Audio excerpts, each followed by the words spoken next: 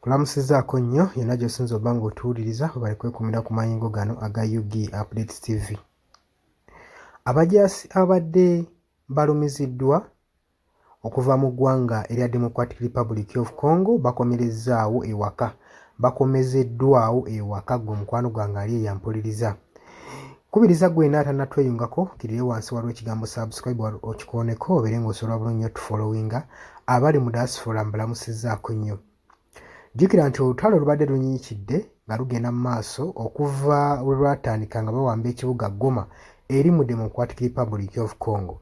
Era twalaba nga gavumenti ya ggwanga erya Congo deployinga foreign forces mu bitundu ebya Goma okugeza nga South African Development Forces zayingirawo okusobola okulaba nga booperatinga eri mu ggwanga erya Democratic Republic of Congo okuva abayekera ba M23 we basizinga ekibuga kino Goma. South African National Defence Force erangiridde nga weesaksesinze ng'egezaako okuzza abajaasi baayo abali injured okuva mu ggwanga erya Democratic Republic of Congo. Wandigambye wakibalangirira okuba nga basakisiidinze.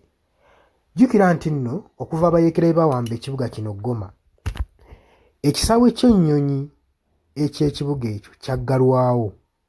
Teri nnyonyi flight n'emu ekkirizibwa kukolebwa okwo.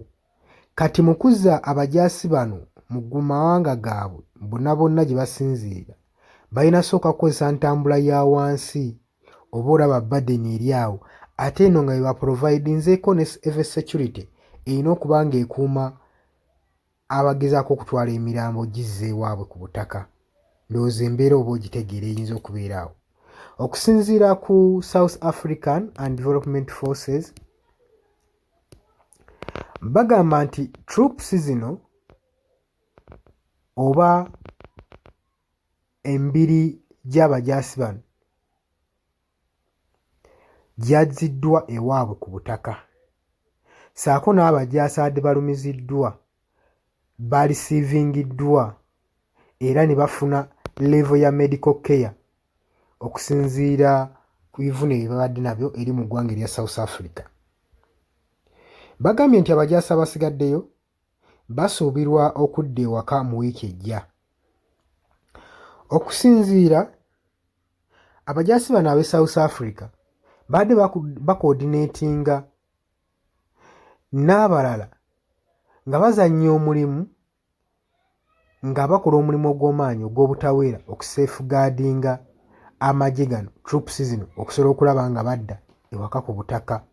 Naddala bano ababadde wounded ennamba ebadde nnene nga bazzibwa ewaabwe mu South Africa. Tujjukira bulungi abajaasi 14 be baalugenda, n'abalala baagenda ku bisago ku buyeekera buno bwali bugenda mu maaso obwa M23 nga balwana nga bagezaako okutwala ekibuga Goma.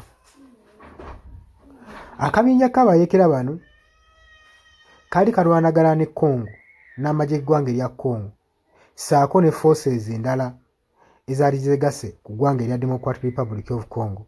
Kino ne kiviirako abajaasi okuva mu M23 okuva mu 23 ku 27 okufa mu January ng'abajaasi bano ba M23 bagezaako okugaziya ensalo zaabwe ku Seka ssaako ne Goma. Abajaasi bano bali part of Southern African Development Community Mission mu Democratic Republic of Congo era eyayina omulamwa ogw'okuyamba okukuuma eddembe n'okutebenkeza eddembe n'okustabilizinga stability mu African second largest country. Ng'ebyo byonna obitadde ku bbali,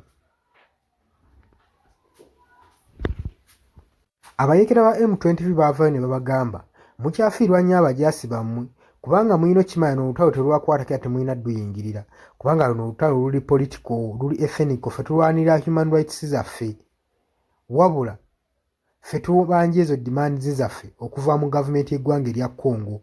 so ffe tetuli ba terrorist abula tunwanirira byaffe. Abayeekere baavaayo ne bakikakasa eri amawanga gano gonna agagezaako okuba nga geegatta n'amagye ag'e Congo okusobola okubalwanyisa. Obadde oli ku Yugi Updates TV nga kw'osinza obba ng'otuwuliriza era ng'okola ky'amaanyi gwagala otweyungako n'agambye dda kirira wansi waliwo ekigambo subscribe kikooneko ojja kuba ng'otwegattako ddala bulungi nnyo. Mbaagaliza olunaku olulungi, mweraba.